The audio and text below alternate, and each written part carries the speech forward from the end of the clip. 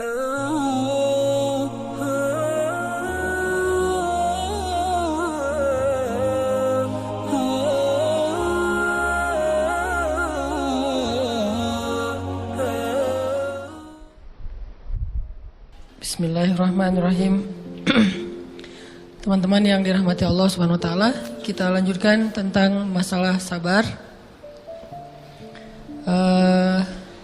Terutama sabar zulzilu, ketika kita diuji dengan ujian ego, marah, perasaan, sakit hati, yang kayak gitu-gitu. Ini ujian jauh lebih berat daripada ujian fisik dan ujian harta. Termasuk rasa cinta, rasa benci, kadang itu menjadi ujian. Kenapa ujian? Bikin kita jadi tidak lagi logis, nggak realistis, dan kadang-kadang mengabaikan hal-hal nilai-nilai yang kita selama ini pegang sebagai satu kebenaran. Kita mengabaikan batasan-batasan syariat. Ini semuanya ujian dari Allah Subhanahu wa taala. Sehingga tidak disebut orang yang beriman kecuali ketika Allah Subhanahu wa taala melihat dia sabar dalam ujian. Kalau dia nggak sabar dalam ujian, malah di dalam pembukaan surat Al-Ankabut tadi Allah menggolongkan mereka termasuk orang-orang yang munafik. Apa arti yang orang munafik? Orang yang mengaku beriman tapi sebetulnya dia tidak beriman. Apa salah satu buktinya? Dia tidak sabar. Jadi kalau kita mau menilai diri kita mukmin atau munafik, dan ini bukan materi untuk menjudge orang lain, oh ternyata dia itu munafik, bukan. Lagi-lagi konsep kita belajar itu angle-nya untuk diri kita sendiri. Saya sangat tidak merekomendasikan kita belajar untuk mendapatkan kaca pembesar, mencari-cari kesalahan saudara kita. Tapi kita belajar untuk semakin bisa bercermin untuk menemukan aib dan kekurangan diri kita.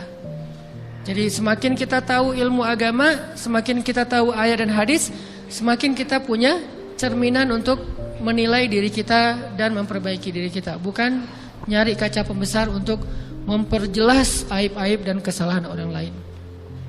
Kalau kita pengen menilai diri kita ini orang yang mukmin atau munafik, caranya lihat aja kita sabar nggak nih, terutama dalam masalah emosional, dalam masalah ego, dalam masalah marah, dalam masalah hawa nafsu, dalam masalah perasaan cinta, dalam masalah benci, segala macam.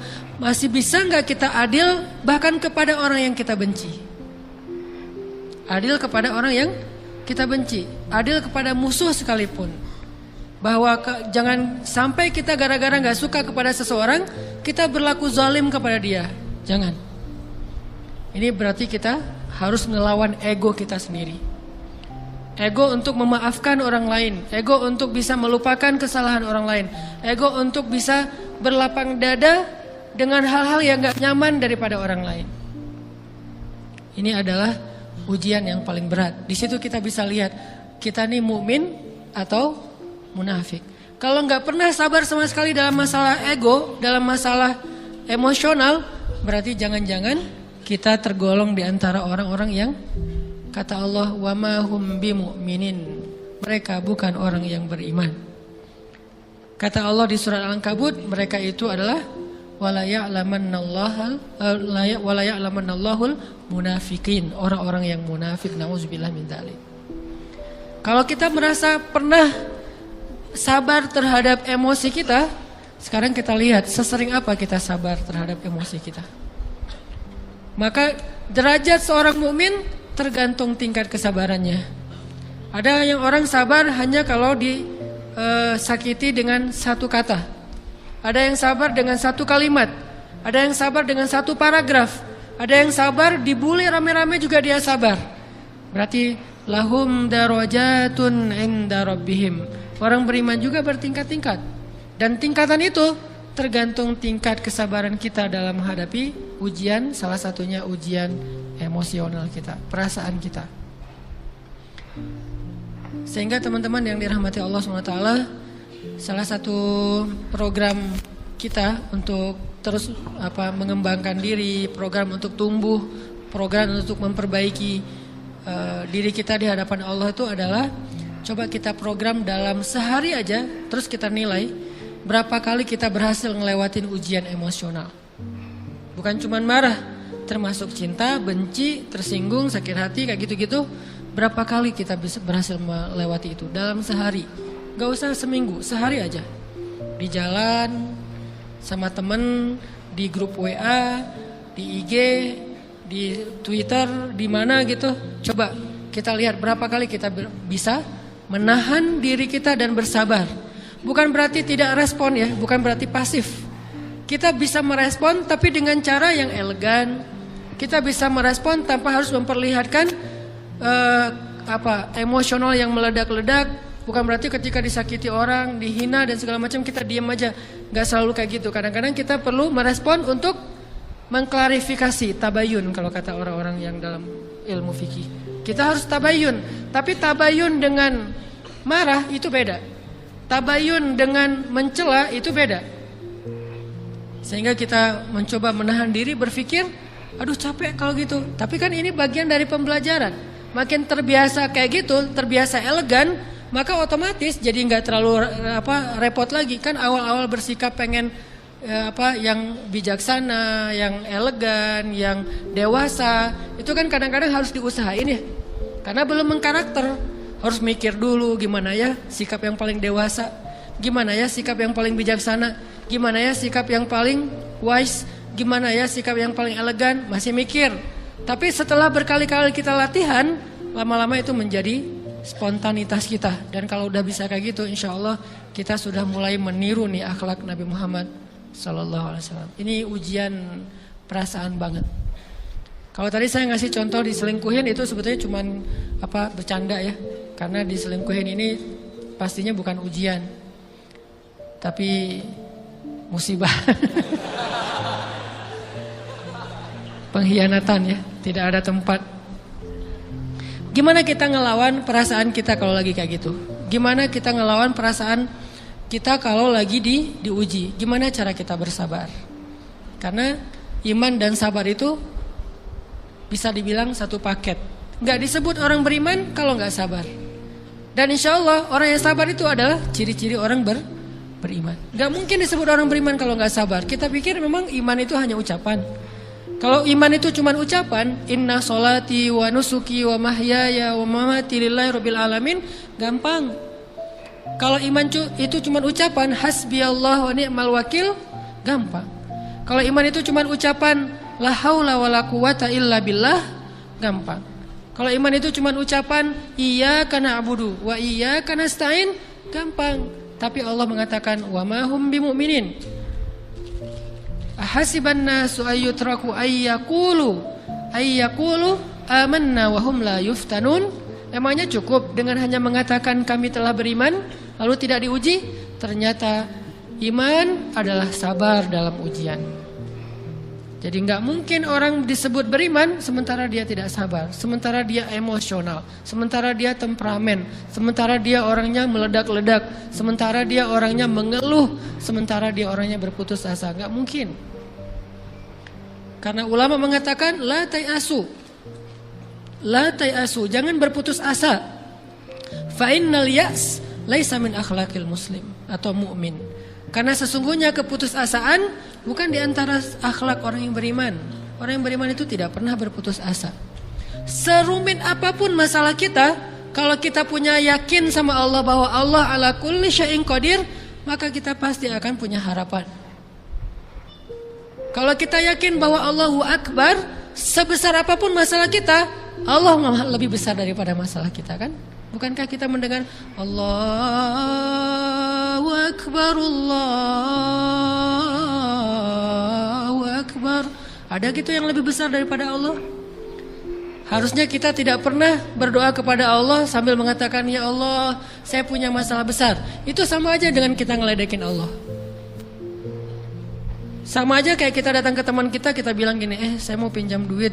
Enggak akan banyak kok, saya tahu kamu kalau kebanyakan kamu enggak akan sanggup. Kan enggak mungkin kita ngomong gitu kan ya. Saya lagi banyak hutang nih. Saya mau minta tolong sama kamu. Insya Allah saya enggak akan minta seutuhnya. Saya tahu kamu juga kurang duitnya. Saya minta dikit-dikit aja lah. Kan enggak gitu kan cara kita minta tolong. Sama aja kita doa, ya Allah, saya punya masalah besar. Ngomong ke Allah punya masalah besar. Kalau kita ngomong ke manusia kayak gitu wajar. Tapi ke Allah, ya Allah, saya punya masalah kecil nih. Apa? ada hutang sedikit, berapa? 100 M. Allah kan ghaniyun, maha kaya. Jadi jangan pernah mengatakan 100 M itu besar di hadapan Allah. Kita ngeremehin Allah banget. Bukankah Allah maha kaya? Jangan pernah mengatakan bahwa musibah kita, ditinggalkan orang yang kita cintai, dibully seluruh dunia, itu besar di hadapan Allah. Bukankah Allah cukup buat kamu, kata kamu? Inna sholati wa nusuki wa mahyaya hasbiyallahu ni'mal wakil. Jadi Allahu Akbar. Sehingga kalau kita berdoa, ya Allah saya punya sedikit masalah.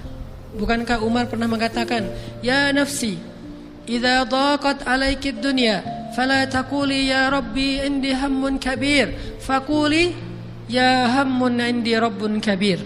Wahai jiwaku, kalau kamu merasakan kesempitan, kegalauan, bingung, sakit, jangan pernah kamu mengatakan ya Rabbi saya punya masalah besar, tapi katakanlah wahai masalah saya punya Rabb yang maha besar. Iman dan harapan, berharap itu nggak bisa dipisahkan. Iman dan sabar itu nggak bisa dipisahkan. Iman dan berserah diri atau menyerahkan urusannya, tawakul atau kita nyebutnya tawakal, nggak bisa dipisahkan. Bagaimana kita mau menyebut diri kita mukmin sementara kita nggak sabar ketika diuji dengan perasaan? Alhamdulillah kalau kita selama ini masih bersabar dengan ujian fisik. Ujian fisik yang setiap hari kita alamin apa? Lelah, capek. Pulang kerja, pulang sekolah, pulang dari kampus, ngaji. Capek kan? Belum lagi macet-macetan, belum mandi pula. Dari tadi pagi, dari semalam kurang tidur. Dan segala macam. Lelah, capek, ngantuk. Kadang-kadang sampai drop kesehatan kita. Kita bisa laluin itu. Gak apa-apa, capek-capek juga. Yang penting saya pengen belajar. Jalan nih jauh-jauh. Ada yang dari Sumedang, ada yang dari Lembang, ada yang dari Banjaran, dari mana-mana datang pengen ngaji. Jarak jauh gak apa-apa, macet gak apa-apa, lelah gak apa-apa, habis duit gak masalah. Tapi sampai di sini kesenggol dikit aja sama teman kita, dalam ucapan mungkin, dalam ekspresi, kadang-kadang kita senyumin gak dibalas senyum, atau mungkin hal-hal sepele, itu bikin seolah-olah amal kita yang udah habis-habisan tadi jadi berkurang sampai habis pahalanya. Ujian perasaan. Kadang-kadang datang ke sini nggak ada rasa tidak nyaman sedikit mungkin dengan teman kita atau dengan orang yang di sebelah kita, akhirnya kita merasa tersinggung, akhirnya kayak jadi berlebih-lebihan di tangga, di pintu, pas keluar, di tempat wudhu, di mana, hal sepele sebetulnya, tapi mengganggunya bukan fisik kita, yang terganggu bukan harta kita, tapi yang terganggu perasaan kita nih, rasa nyaman kita yang terganggu, seolah-olah hilang semuanya. Jadi gak berarti. Ini namanya ujian teman-teman. Mudah-mudahan kita bisa istiqomah dalam masalah perasaan ini. Pertanyaan sederhananya adalah gimana sih cara kita menghadapi itu? Saya juga lagi belajar, ini bukan kata saya ya, tapi saya coba merangkum dari beberapa hadis, dari beberapa ayat. Mudah-mudahan ini jadi semacam tips dari Allah, dari Rasul, cara kita supaya lebih sabar dalam menghadapi ujian, khususnya ujian perasaan. Pertama, saya mengambil dari hadis riwayat yang diriwayatkan dari Abu Hurairah, hadis Hasan. Nabi SAW mengatakan, "Ma yazalul bala'u bil mu'mini wal mu'minati fi nafsihi wa waladihi wa malihi hatta yalqallaha ta'ala wa ma alaihi khati'ah."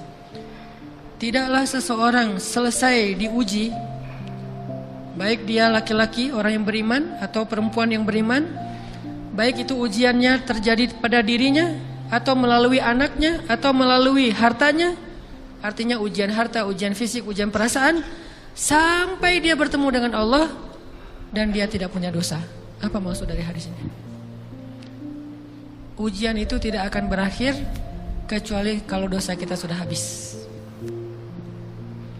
Allah akan menguji kita terus untuk membersihkan diri kita dari dosa. Sehingga yang harus kita coba bangun awareness dalam diri kita kalau lagi diuji, Allah pengen membersihkan dosa saya nih. Sehingga kita ridho dengan ujian, bukan ikhlas ya. Kalau ikhlas ibadah, kalau ujian ridho, rela. Saya ridho ya Allah, walaupun ini berat. Saya ridho ya Allah walaupun saya berharap Engkau beri jalan keluar. Saya ridho ya Allah walaupun saya berharap ditolong oleh Allah. Tapi tetap ridho diberikan ujian itu, sambil berdoa diberikan jalan keluar, ditolong, diberikan keajaiban. Cuman gak mau mengeluh. Dan berdoa meminta jalan keluar bukan mengeluh, itu ibadah. Berdoa itu ibadah dalam Islam. Sehingga Allah suka banget sama hamba yang berdoa. Allah suka dengan hamba yang curhat. Nabi itu kalau lagi curhat, doanya aja bisa berjam-jam cuma doa doang tuh. Kayak hadis Aisyah pas lagi cemburu malam-malam kan, Aisyah lagi tidur, ini jatah malamnya Aisyah. Tiba-tiba dia nyari-nyari raba-raba, Nabi gak ada, dicari di kamar mandi gak ada. Biasanya Nabi sholat di sebelah Aisyah. Wah curiga nih, jangan-jangan ke rumah si fulan. Dicari ke rumahnya, ditelepon gak aktif, mungkin lagi dicas, datang ke rumahnya. Ketuk pintu. Hafsah, Nabi di rumah kamu enggak? Enggak Aisyah, beneran. Cari ke rumah Sofia. Sofia, Nabi di sini enggak? Enggak, beneran. Cari ke rumah Maria. Maria di sini enggak Nabi? Enggak. Kemana ya Nabi? Rumah istri-istri yang lain enggak ada. Pas balik ke rumahnya, ngelewat masjid, ngelihat Nabi lagi sujud di Masjid Nabawi di mihrab, dan Aisyah mendengar Nabi menangis sambil berdoa, dan sujudnya itu seperti membaca 1 juz Al-Quran. Dan itu isinya doa nangis. Robbi. Jadi kalau kita katakan gak usah banyak berdoa sama Allah, malu. Justru Allah suka kepada hamba yang berdoa. Justru sebaliknya, kalau kita jarang berdoa atau enggan berdoa, buat Allah itu orang sombong. Allah gak suka hamba kayak gitu. Kamu gak butuh saya, sama kayak kita lagi ada masalah, punya teman yang punya kelebihan harta, terus kita kayak bingung gitu nyari kesana kemari pinjaman, dia gak dikasih tahu. Pas dia tahu dari orang lain, dia ngomong apa? Kamu gak nganggap saya ya? Emangnya saya bukan teman kamu? Kok kamu punya masalah keuangan tapi saya gak dikasih tahu, malah saya tahunya dari orang lain? Tersinggung kan? Kalau teman kita aja tersinggung, apalagi Allah. Kamu punya masalah kok gak ngomong ke saya, wahai hambaku? Bukan berarti Allah gak tahu. Allah tahu, cuman Allah berhak, bukan ingin ya, berhak untuk dilibatkan. Allah berhak untuk dicurhatin. Allah berhak untuk dijadikan tempat kita untuk habis-habisan menangis dan melampiaskan masalah kita kepada Allah dalam bentuk curhat-curhat dan doa. Sehingga kalau kita berdoa, ya Rabbi, Allah langsung inni qarib, mendekat Allah kepada kita.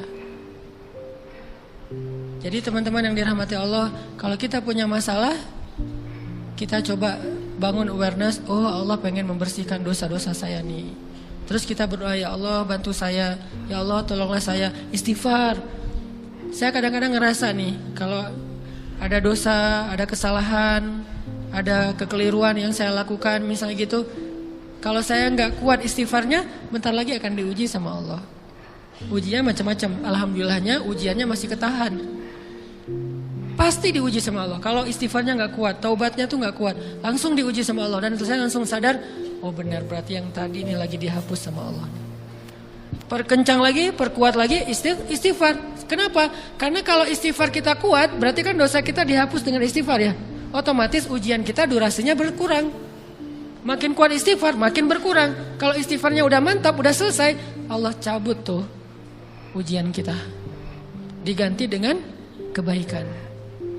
Jadi teman-teman, kita coba sadari, oh kalau Allah menguji saya, memang saya banyak dosa. Sebelum kita mencari kambing hitam, nyalahin orang lain, sebelum kita marah kepada orang lain, kadang wajar kita marah kepada orang lain gara-gara ucapannya, komennya, teks dari dia, wajar. Tapi sebelum itu, marah dulu kepada diri kita atas dosa dan kesalahan kita yang baru saja kita lakukan, atau yang dulu kita lakuin dan belum benar-benar kita tinggalkan. Kalau kita ngerasa banyak dosa di masa lalu sebelum kita taubat, hijrah, berarti mungkin itulah alasan kenapa sekarang kita diuji setelah hijrah. Kenapa agak-agak harus jungkir balik setelah kita hijrah? Kenapa harus sedikit berdarah-darah setelah kita hijrah? Anggap aja itu untuk mengkifarat, membersihkan dosa-dosa kita yang telah lalu. Supaya apa? Supaya kalau kita pulang kepada Allah, kita pulang dalam keadaan bersih, dan itu pasti akan menjadi orang yang paling beruntung. Daripada nanti diberesin di akhirat, mending diberesin di dunia kan? Soalnya kalau diberesin di akhirat itu lebih berat.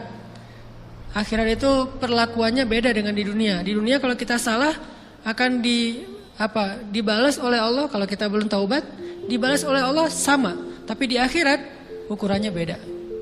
Sehingga heran ya, kalau ada orang yang merasa beruntung lolos dari hukuman dunia, dia pikir dia udah lolos dari hukuman Allah. Mending dia beresin deh di dunia daripada nanti di akhir berlarut-larut. Itu bahaya banget.